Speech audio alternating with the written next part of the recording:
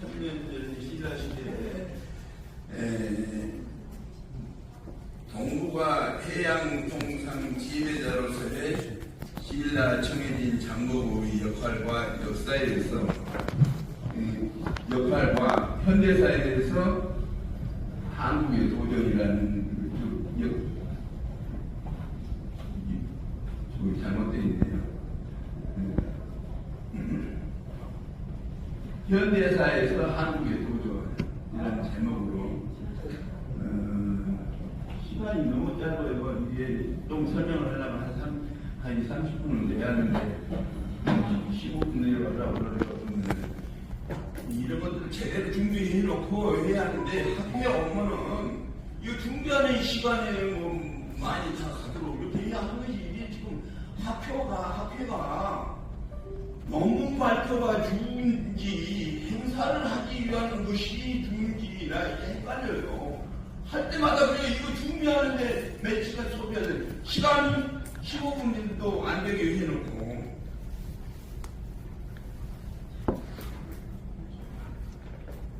네, 어쨌든. 네, 동북아 해양통상 지배자로서의 신라 청해진 장보고의 역할과 현대사에서의 한국의 도전 중간에 역사가 빠져야 하는데 1200년 전에 신라 시대로 거슬러 가서 완도에서 일어난 청해진 장보고, 청해진에서 다른 말로는 해사왕이라고도 하죠.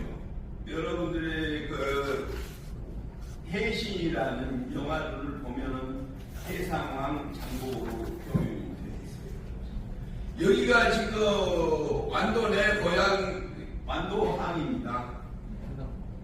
완도항이 여러 산으로 둘러싸이고 그 어디와 비슷하느냐 그러면은 통영과 비슷해요. 통영과. 그래서 그런데 여기서 저 완도항에서 30분만 나가면은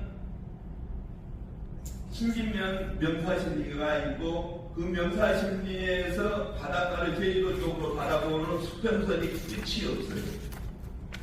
그러니까 그것이 사실은 완도가 제주 바다 그 넓은 바다를 거쳐서 되게 지도를 거꾸로 세워보면 완도가 바다로 전 세계로 출발을 하는 아주 중요한 기지다 하는 것을 전제로 해가지고 그런데 저는 완도수산고등학교를 1966년에 어록과를 졸업해가지고 66년에 선장면허를 따가지고 66년에 해양수산부가 1965년에 한일국교 정상화를 했어요. 한일국교 정상화한 다음에 66년에 농림부수산청으로 만들어가가지고 거기에 포동무실을 박아가지고 제가 선장으로 지도도 선장으로 시작을 해가지고 15년 동안 근무하다가 1980년에 전두환 정권 때 해직이 됐어요. 해직되고 나서 중앙대학교 회계학과 이대로 들어가가지고 66학번이에요. 그래서 거기서 중앙대학교에서 회계학과 석사, 석사, 박사를 해서 전주대에 90년에 가서 2004년 중앙대 창업대학원에 거기 2004년에 와가지고 15년 전에 정년을 했어요. 지금 80이거든요. 그래서 이제 본론으로 들어가서 시간이 없으니까 주요한 키워드를 중심으로 해서 발표를 할게요. 내용은 세계와 한국 정치 경제의 문제점, 두 번째 세계 정치 경제에서 한국의 위상, 세 번째 장보고의 출생과 생애, 네 번째 동북아에서 장보고의 역할과 비극적 최후, 현대사에서 장보고의 그 역사적 항의 또는 한국의 도전이라는 것을 얘기를 했는데 여기에 여러분들이 그 교과서의 그 책에 자세히 되어 있기 때문에 주어진 시간에 많은 걸 생략하고 장고고를 이유로 해가지고 설명을 하도록 하겠습니다. 우리나라의 정치, 경제, 코로나 이후에 여러 가지 상황을 설명을 하고 있는데 그걸 한번 보세요. 그것은 여러분들이 잘 알고 있는 상황이니까 넘어갈게요. 우리나라가 정치, 경제적으로 어렵다. 코로나 이후로 여러 가지로 어렵다. 한국의 사회 발전 과정이 6.25 전쟁 1950년에 우리나라가 1인당 GNP가 67불이었어요.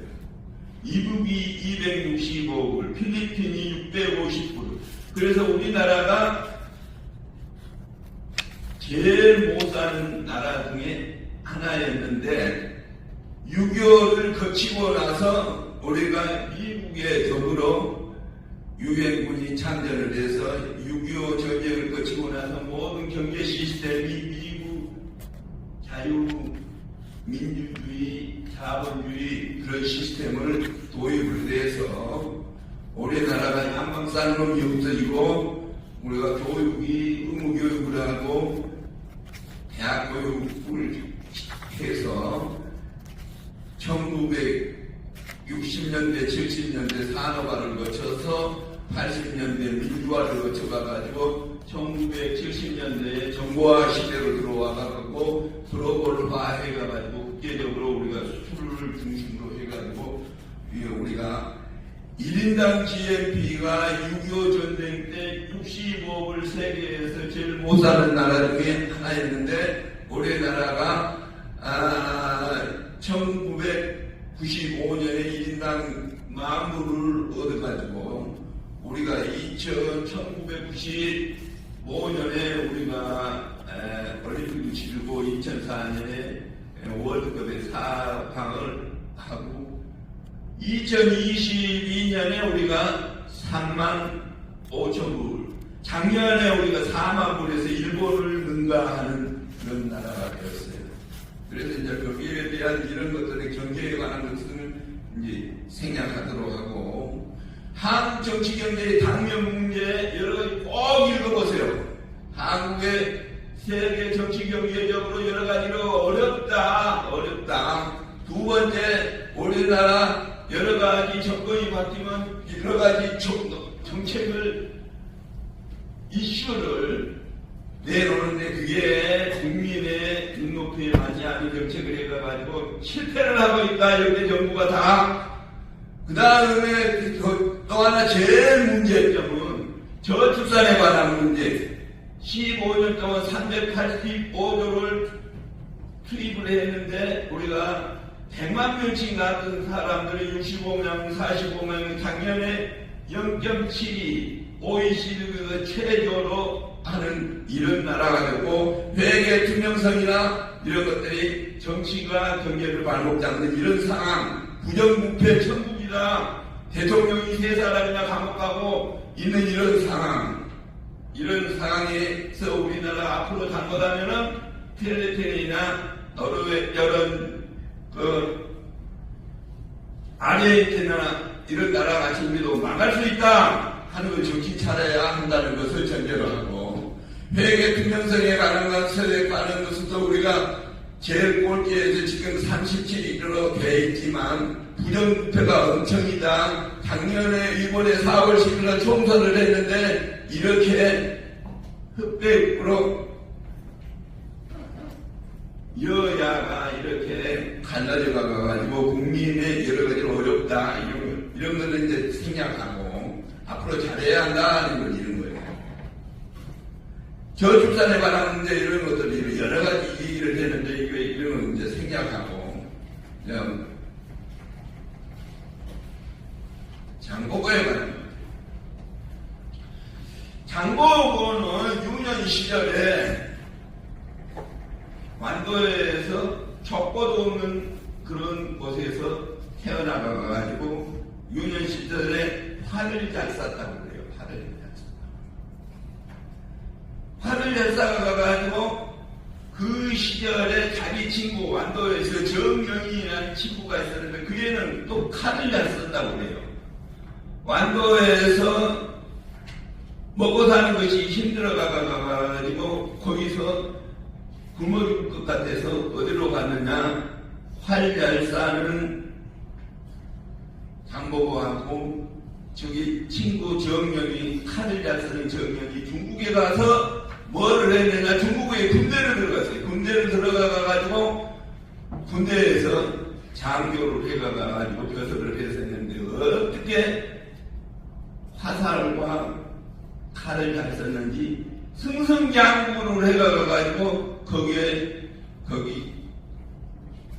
중견 간부로 일을 했는데 거기서 일하면서 생활을 하다 보니까 중국에서 어디서 우리나라 사람들을 많이 끌어다가 노예를 시키고 그러는 걸 봤더니 그걸 자세히 봤더니 완도나 이런 데에서 중국 놈들이 한국의 여자 남자 청년들을 끌어다가 노예를 시키고 그런 것을 보고는 궁예하고 탐제 장보고하고 정연이 우리 가자, 우리 동포를 잡아다가 이렇게 노예시키는 곳에서 우리가 있을 수 없으니까 우리가 중국에서 가서 신라 흥덕왕 시절에 신라에 가가지고 우리가 그것을 못하게 우리 완도에다가 10,000명의 병력을 주면 동북아에서 완도에 청해진이라는 것을 쳐가가지고 완도를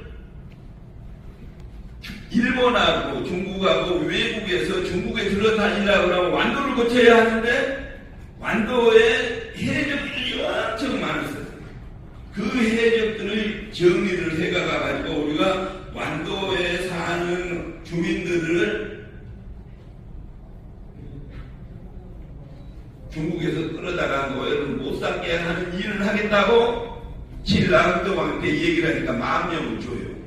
10,000명을 주니까 그 10,000명을 가지고 청해진이라는 것을 치고 거기에서 중국을 들어가거나 한국에 오거나 일본을 들락달락 할 때 반드시 허가를 맡아서 하도록 해가지고 동북아에서 완전히 해상권을 장악해가지고 중국 사람이 이 얘기를 하기를 장보고를 해상왕으로 칭할 정도로 그렇게 해가지고 한 20년을 동북아를 해적이 없는 그런 나라, 우리 신라의 모든 동포들이 중국에 끌려가지 않고 중국도 장보고를 아주 장군으로 큰 공을 인정을 하고 일본에서도 장보고를 인정하는 그런 시대예요.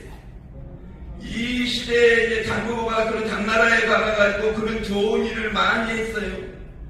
많이 해가가지고 이 동북아에서 1200년 전에 동북아에서 중국과 한국과 일본을 완전히 바다를 장악해가지고 큰 일을 했던 장보고예요. 흥덕왕이 신라는 망하는 시기였어요. 망하는 시기인데 신라에 망하는 그 시절에 뭔 일이 일어났느냐. 신라 부근에서 여러 가지 난이 일어나가지고 왔는데 난을 수습할 수 없을 만큼 흥덕왕이 어려웠어요. 세력이 약했어요. 그러니까 뭔 얘기를 했냐. 흥덕왕이 장보고가 그 전 신라를 통해서 제일 세력이 세니까 장보고한테 부탁을 해가지고 너가 이 난을 정리를 해가지고 깨끗하게 정리를 해주면 장보고는 사의를 삼겠다고 했어요. 흥덕왕이 사의를 삼겠다고 그래서 쫓아와가지고 신라 부근에 있는 모든 난을 해결을 하고 장보고는 신라 청행진에서 열심히 자기 업무를 충실히 하고 있었어요. 네, 강 교수님, 지금 강 교수님 시간이 잠깐만 지금 20분부터 또 종산동방회가 발언하면서 강 교수님 아주 좋으신 논문 항상 발표해 주셔서 감사드리는데 네, 좀 그렇게. 여러분들이 책에 있으니까 쭉 읽어보기로 하고, 장보고 출생했을 때 발해하고 이런 그 일본하고 각 지역에 장보고가 란을 기지를 설치를 해가지고 활동했던 이런 그 상황이에요. 장보고 그 란을 해서 완도에 가면 장보고의 기념관인데, 장보고 기념관에 가보면 그 시대에 일어났던 이런 것들을, 동북아에서 장보고가 이렇게 이런 큰 일을 했는데, 아까 얘기한 대로 사회를 삼겠다고 그랬는데 사회를 삼으려고 그랬더니 신라에서 뭐냐, 사회를 삼으려고 그러면은 최소한도로 성골이 되거나 진골이 되거나, 왕족이 한쪽에 왕족이 되거나 두 개 다 아버지 어머니가 다 왕족이거나 그래야지, 성놈에 이름도 족보도 없는 놈을 어떻게 사이로 삼느냐. 그래가지고 반대를 해가지고 결혼을 못하고 가서 결국은 신라에서 장보고를 사살을 장보고한테 와가지고 뭔 얘기를 했느냐. 고맙다. 나는 잘 친들여서 고맙다. 그래가지고 제2인자에 있는 놈이 와가지고 장보고랑 같이 두 단둘이 술을 먹고, 장보고가 술 먹고 조금 해롱해롱 하니까 그 술에다 약을 타가지고 장보고를 죽여버렸는데, 그 이후에 그놈이 신라의 주류 역할을 하고, 장보고, 청해진 장보고는 그걸 쌀 없애 끌고 전국의 벽화지로 옮겼다는 그런 그 비극적인 그런 상황이에요.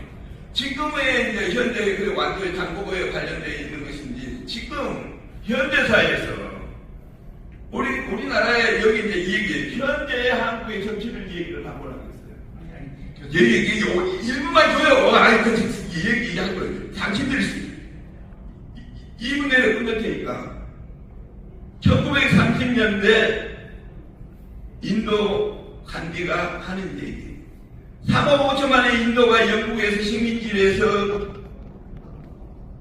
벗어나려고 그러면은 7대 죄악을 극복해야 한다. 7대 죄악이 지금 우리나라를 얘기하고 있는 것이다. 첫째, 원칙 없는 정치, 땀 흘리지 않는 노동, 양심 없는 쾌락, 인격 없는 교육, 도덕성 없는 기업, 인간성 없는 과학, 희생 없는 경영, 이것이 지금 우리나라의 정치 경계를 얘기하고 있는 것이다. 마지막, 유엔에서 잘 사는 나라든 못 사는 나라든 지속적으로 성장을 하려면 뭐를 해야 하냐? 세 가지 것을 반드시 해야 한다. 첫째, 문명을 철저해야 한다.